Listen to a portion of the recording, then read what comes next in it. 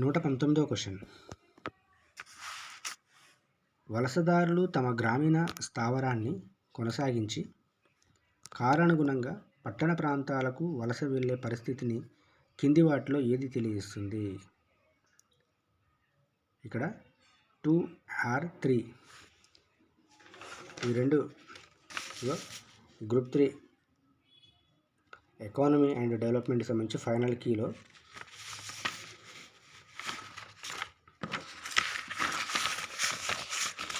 Question paper చూడండి. Z. Okay,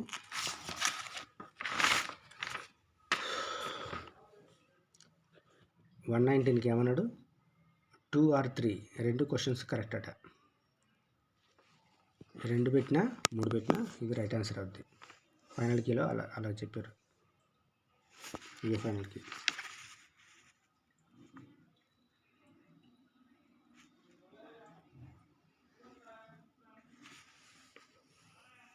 Yeah, 2 or 3.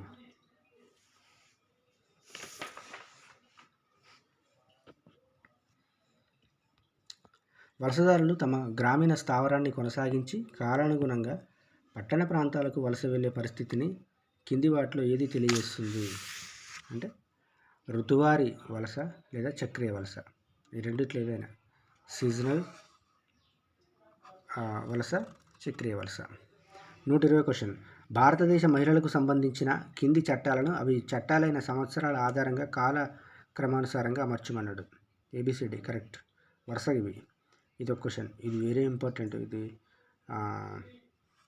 ఇక్కడ నుంచి ఖచ్చితంగా ఒక క్వశ్చన్ ఎక్స్పెక్ట్ చేయొచ్చు. ఏంటి ఇది? Stock economy. ఇది వరకట్న నిషేధ చట్టం, గృహహింస నుండి మహిళల రక్షణ చట్టం, బాల్య వివాహాల నిషేధ చట్టం, మహిళలపై పని ప్రదేశాలలో లైంగిక వేధింపుల నివారణ నిషేధ మరియు పరిష్కార చట్టం. ఈ వరుసగా ముందొచ్చింది ఏంది? వరకట్న నిషేధ చట్టం, తర్వాత గృహహింస నుండి మహిళల రక్షణ చట్టం, తర్వాత బాల్య వివాహాల నిషేధ చట్టం, తర్వాత మహిళలపై పని ప్రదేశాలలో లైంగిక వేధింపుల చట్టం. 121వ క్వశ్చన్. ఈ క్రింది ఏ ఆర్థికేతర కారకం? ఈ క్వశ్చన్ ఎక్కడ నుండి వచ్చింది? ఈ క్వశ్చన్ సోషియాలజీకి సంబంధించిన క్వశ్చన్. ఇది ఎకానమీలో సోషియాలజీ ఉంటుందా అంటే ఉంటుంది. ఎకానమీలో కూడా సోషియాలజీ ఉంటుంది. ఓకే, ఎకానమీ అండ్ డెవలప్మెంట్ అని ఉందిగా, ఈ డెవలప్మెంట్ నుండి వచ్చిన క్వశ్చన్ అనమాట ఇది. సామాజిక శాస్త్రం ఉంటుంది కదా, సామాజిక శాస్త్రం అది. ఓకే, అక్కడ ఈజీ ఉంటుంది, ఇది చూసుకోండి. ఈ పేపర్ అనేది, ఈ సామాజిక శాస్త్రం అనేది, డెవలప్మెంట్ అనేది ఎకానమీలో యూజ్ అవుతుంది, అలాగే మనకు పాలిటీలో కూడా యూజ్ అవుద్ది, మళ్ళీ హిస్టరీలో కూడా యూజ్ అవుద్ది. హిస్టరీకి కలుస్తుంది, పాలిటీకి కలుస్తుంది, ఎకానమీ కలుస్తుంది, సోషియాలజీ అనేది. ఓకే, ఈ క్రింది ఏ ఆర్థికేతర కారకం ఆర్థికాభివృద్ధిని ఆటంకపరుస్తుంది? ఏ ఆర్థికేతర కారకం ఆర్థికాభివృద్ధిని ఆటంకం పరుస్తుందంటే, ఆర్థికేతర కారకం అంటే అది ఆర్థికపరమైనది కాదు, కానీ ఆర్థిక వ్యవస్థను అతలకుతలం చేస్తుంది. అదేంటిది? సాంఘిక మరియు సాంస్కృతిక కారకాలు. సాంఘిక మరియు సాంస్కృతిక కార్యక్రమాలు ఆర్థికాభివృద్ధికి ఆటంకపరుస్తాయి. ఓకే, మీకు అర్థమయ్యే భాషలో చెప్పాలంటే, ఒక ఊరు ఉందనుకో, ఒక ఊరిలో ఏదైనా ఒక పండగ చేద్దాం అనుకుంటున్నారు. పండగ చేద్దాం అనుకున్నప్పుడు ఆ ఊర్లో వాళ్ళ దగ్గర యాక్చువల్గా ఊరు మొత్తం చేసుకుంటారు ఆ పండగ. ఊరు మొత్తం పండగ చేసుకుంటున్నప్పుడు వీళ్ళు కూడా చేసుకోవాలి కదా, కానీ వీళ్ళ దగ్గర డబ్బులు లేవు. కానీ వీళ్ళు ఏం చేస్తారు? ఆ సమయానికి వేరే వాళ్ళ దగ్గర అప్పు తీసుకొచ్చుకుంటారు. అప్పు తెచ్చుకొని పండగ చేస్తారు. అంటే బట్టలు, మేకలు ఇవన్నీ ఉంటాయి కదా ఖర్చు, వీటి కోసం అప్పు చేసి పండగ చేస్తారు. ఇది ఏం చేస్తుంది? ఇది ఒక సాంఘికపరమైన సాంస్కృతికపరమైన కారకం. దీనివల్ల ఏమవుతుంది? వీళ్ళు అప్పుల పాలవుతుండ్రు. ఆర్థికేతర కారకం. ఇది ఆర్థికేతర కారకం, కానీ ఆర్థికాభివృద్ధిని ఆటంకపరుస్తుంది. ఇక వాళ్ళ కుటుంబం అంత తొందరగా ఈ అప్పును తీర్పాలి, మళ్ళీ డబ్బు పోగొట్టాలి, చాలా టైం పడుతుంది కదా. ఆర్థికాభివృద్ధికి ఇది ఆటంకం కదా. అలాంటివి ఏంటి? సాంఘిక మరియు సాంస్కృతిక కారకాలు. ఎగ్జాంపుల్ చెప్తున్నా మీకు అర్థం అవ్వాలని. మీరు ఆ సోషియాలజీ సబ్జెక్ట్ చదివితే అర్థమవుతుంది.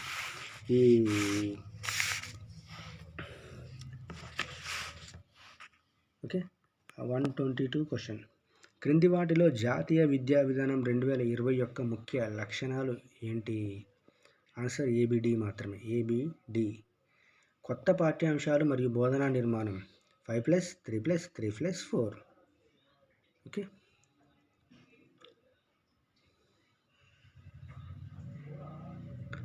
సమానమైన మరియు సమ్మిళిత విద్య. ఉన్నత విద్యలో స్థూల నమోదు నిష్పత్తి 60% పెంచడం అనేది రాంగ్.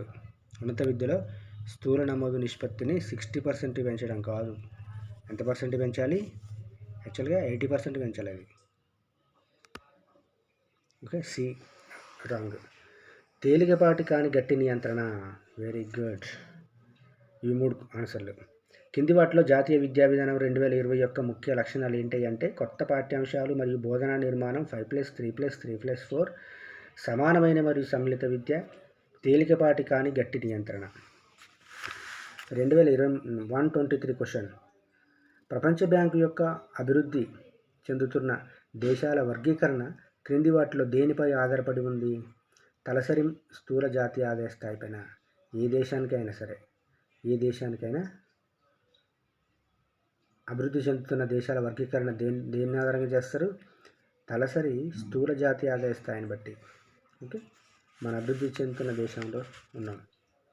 మన తలసరి స్థూల జాతీయ ఆదాయం పెరిగితే మన దేశ జాతీయ ఆదాయం పెరుగుతున్నట్టు.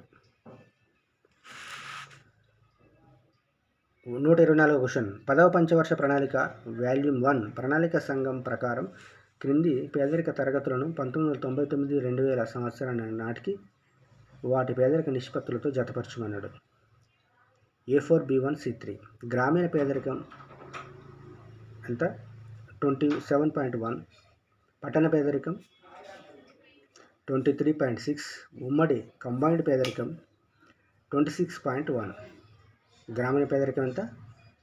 27.1. పట్టణ పేదరికం 23.6.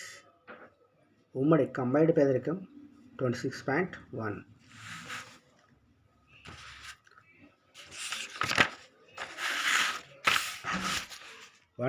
క్వశ్చన్.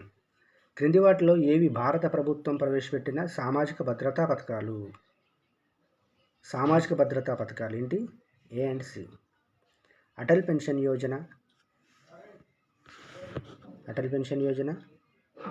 అండ్ ప్రధానమంత్రి సురక్ష బీమా యోజన PMSBY. ఈ పథకాలు చూసుకోండి.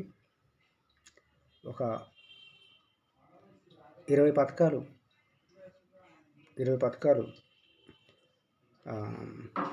ఇండియన్ ఎకానమీ నుంచి, ఒక 20 పథకాలు స్టేట్ ఎకానమీ నుంచి చూసుకోండి. కంపల్సరీ 2 మార్క్స్ 3 మార్క్స్ వస్తాయి. 2 మార్క్స్ అయినా అనుకోకండి, 1 మార్క్, ఒక హాఫ్ మార్క్తోనే ఉద్యోగం పోటీ. హాఫ్ మార్క్తోనే ఉద్యోగం వస్తుంది.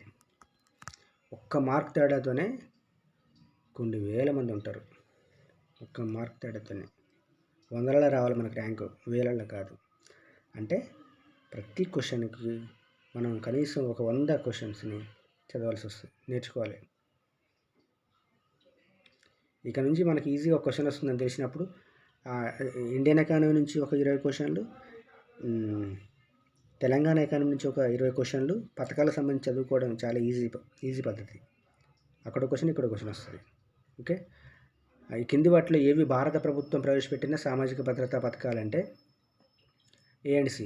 అటల్ పెన్షన్ యోజన, ప్రధానమంత్రి సురక్ష బీమా యోజన.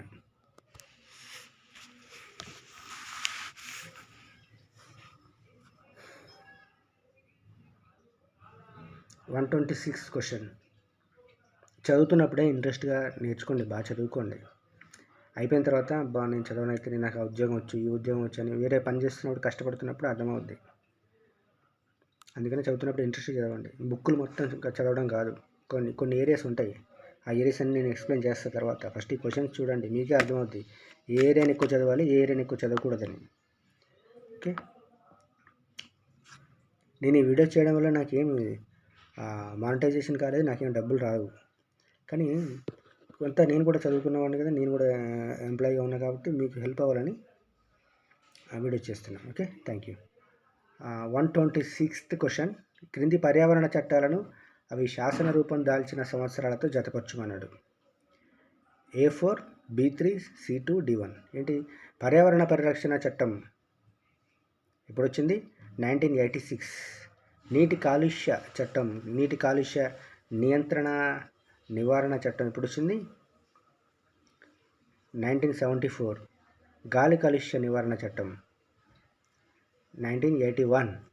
వన్యప్రాణుల రక్షణ చట్టం 1972.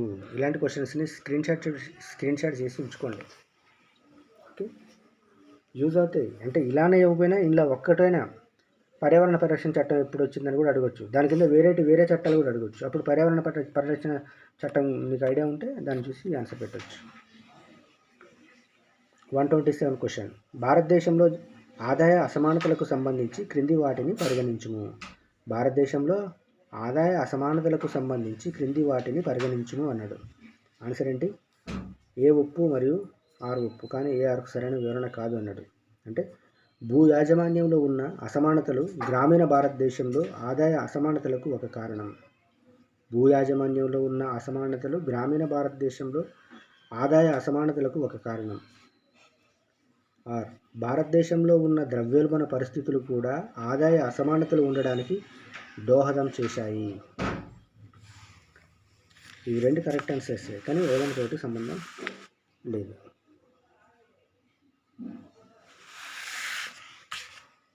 128 క్వశ్చన్. ఇది తెలంగాణ గ్రూప్ 3 ఎకానమిక్ సంబంధించిన క్వశ్చన్ పేపర్. వీడియోని అందరికి షేర్ చేయండి, మీ వాట్సాప్ గ్రూప్లో షేర్ చేయండి, లైక్ చేయండి, సబ్స్క్రైబ్ చేసుకొని చూడండి. ఇవి చూడడం వల్ల మీకు అవగాహన వస్తుంది. ఏంటి? 128 క్వశ్చన్. సాంకేతిక వెనుకబాటుతనం అనేది ఆన్సర్ ఏంటి? ఏ ఒప్పు, కానీ ఆరు తప్ప అంట. ఏ ఒప్పు ఏంటిది? సాంకేతిక వెనుకబాటుతనం అనేది అల్పాభివృద్ధి చెందిన దేశాల లక్షణం. సాంకేతిక వెనుకబాటుతనం, అల్పాదాయం అంటే తక్కువ ఆదాయం ఉండే దేశాల్లో సాంకేతికత తక్కువనే ఉంటుంది కదా. ఓకే, బాగా అభివృద్ధి చెందిన దేశాల దగ్గరే ఉంటాయి. America, China, India, Brazil, Russia ఇలాంటి దేశాలు, ఫ్రాన్స్ ఇలాంటి దేశాల్లో సాంకేతికత అభివృద్ధి చెంది ఉంది. కాబట్టి ఇవి తొందరగా అభివృద్ధి చెంది ఉన్నాయి. అదే ఆఫ్రికాలోని కంట్రీస్ కానీ ఆఫ్ఘనిస్తాన్, పాకిస్తాన్ లాంటి కంట్రీలో కొంచెం సాంకేతికత తక్కువ ఉంటుంది. వారి దగ్గర తినడానికి తిండి లేనప్పుడు ఇంకా సాంకేతికతను ఎక్కడ వాళ్ళు అభివృద్ధి చేసుకుంటారు? అదనమాట. కొంచెం సామాజిక దృక్పథంతో కూడా క్వశ్చన్స్కి ఆన్సర్ చేయొచ్చు. సాంకేతిక వెనుకబాటుతనం అనేది అల్పాభివృద్ధి చెందిన దేశాల లక్షణం. 129 క్వశ్చన్. క్రింది సంక్షేమ పథకాలను వాటి ప్రారంభించిన సంవత్సరం ఆధారంగా కాలక్రమానుసారం అమర్చుము. క్రింది సంక్షేమ పథకాలను వాటిని ప్రారంభించిన సంవత్సరం ఆధారంగా కాలక్రమానుసారం అమర్చుము అన్నాడు. Answer BADC.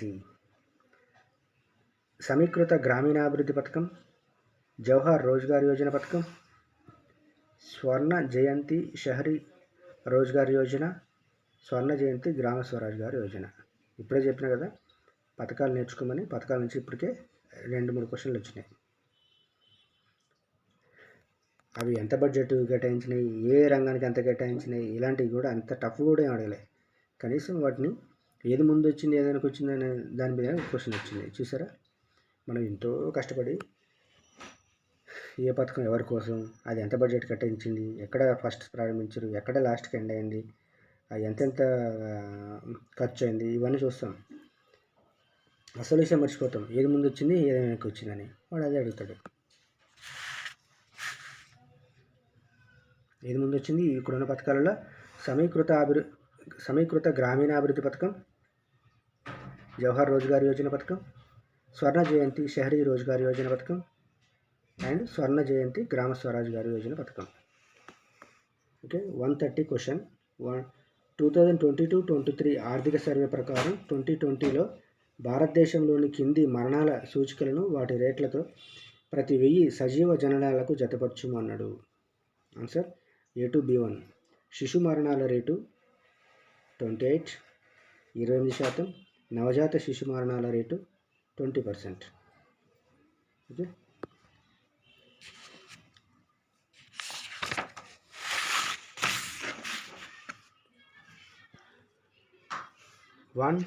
క్వశ్చన్. న్యాయమైన నష్టపరిహారం, పారదర్శకత, భూసేకరణ, రిహాబిలిటేషన్ మరియు పునరావాస చట్టం 2013లోని మొదటి షెడ్యూల్ కింది వాటిలో దేనిని కలిగి ఉండలేదు? స్థానభ్రంశం చెందిన వారికి సంవత్సర కాలపు జీవన భృతి లేదా జీవనాధార మంజూరు అనేది లేదు. ఏమున్నాయి? భూమి మార్కెట్ విలువ ఉంది, న్యాయమైన నష్టపరిహారం, పారదర్శకత, భూసేకరణ, రిహాబిలిటేషన్ మరియు పునరావాస చట్టం 2013లోని మొదటి షెడ్యూల్ కింది వాటిలో దేనిని కలిగి ఉండలేదు అంటే స్థానభ్రంశం చెందిన వారికి సంవత్సర కాలపు జీవన భృతి లేదా జీవనాధార మంజూరు అనేది లేదు. ఏముంది? భూమి మార్కెట్ విలువ ఉంది, భౌతిక గాయం లేదా దెబ్బతిన్న ఆస్తికి చెల్లింపు ఉంది, చట్టంతో జత చేయబడిన ఆస్తుల విలువ లేదా కట్టడముల విలువ ఉంది.